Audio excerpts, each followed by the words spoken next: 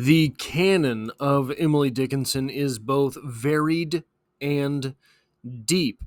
And when you look at any of these poems, it's almost impossible not to just keep coming up with interpretations for them.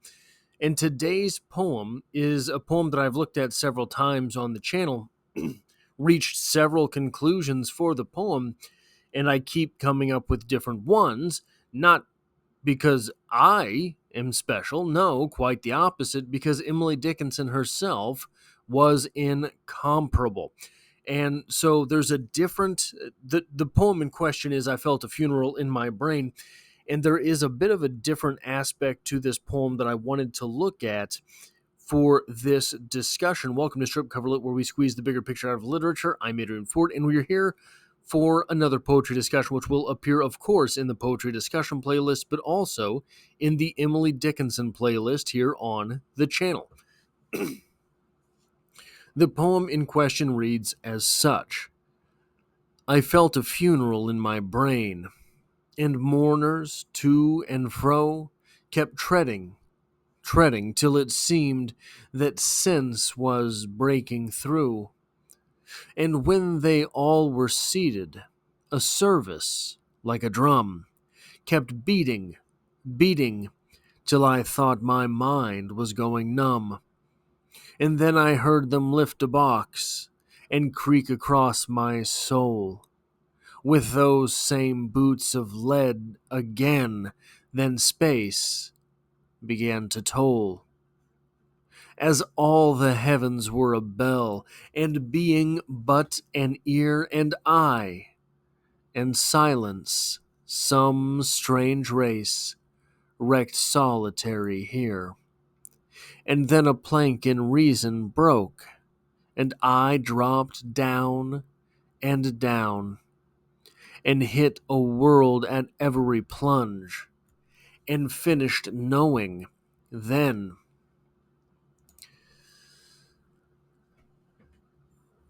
The poem is more narrative than many of Emily Dickinson's poems. A lot of Emily Dickinson's poems stop short of a complete narrative. We get an entire story in this poem. But I don't think that the story in question is all of what is going on in this poem.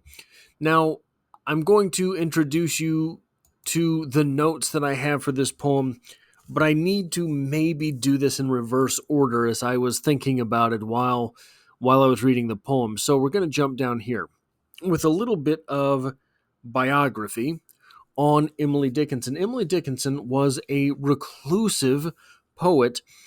Most of her adult life, died fairly young, but wrote voluminously, wrote 1,775 poems, the depths of which we may never reach as a species. But doing all of that from a place of seclusion. A bit of the biography here for Emily Dickinson from Wikipedia. Withdrawing more and more from the outside world, Dickinson began in the summer of 1858 what would be her lasting legacy. Reviewing poems she had written previously, she began making clean copies of her work, assembling carefully pieced together manuscript books. The 40 fascicles she created from 1858 through 1865 eventually held nearly 800 poems. No one was aware of the existence of these books until after her death. During this time, she would dress exclusively in white. She would lower treats to children out the windows of the attic where she lived.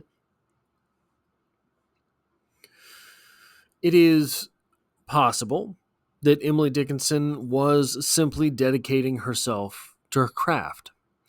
It is possible that there was some massive event in her life that turned her inward, some jilting from a prospective lover, perhaps, some misfortune in her childhood. We understand a strained relationship with her father. Possible that there was any number of medical issues which turned her inside. I don't think those are the case. In my opinion, and this is opinion, this is not diagnosis. You have to put these things out there on the internet these days. There was something else at play, something mental, something psychological with Emily Dickinson. And social anxiety disorder, SAD, what an awful acronym.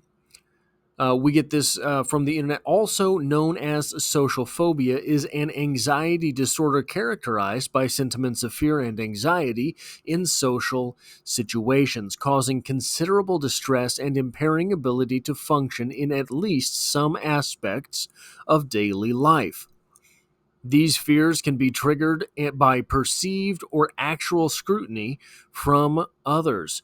Individuals with social anxiety disorder fear negative evaluations from other people. Now, again, not diagnosing Emily Dickinson from her poetry, not diagnosing Emily Dickinson from her biography, but I did have a psychology professor in college who said something which struck me as exceedingly profound.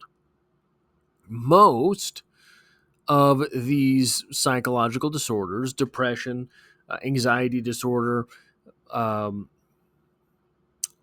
can't remember what they call bipolar disorder now, but whatever that name is it antisocial? Is that what it's called now?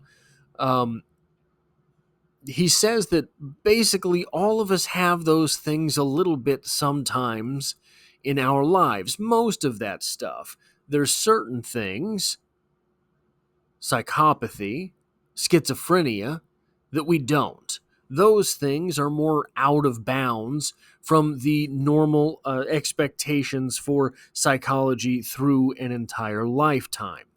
But most things we experience from time to time, even if they are not clinical in nature. Now, this poem, if we are to accept that a poem is not simply a story on a page, if we are to accept that a poem is some greater, deeper understanding of one thing translated, filtered through another, let's keep in mind the idea of social anxiety disorder. We'll read it one more time while reading through the poem.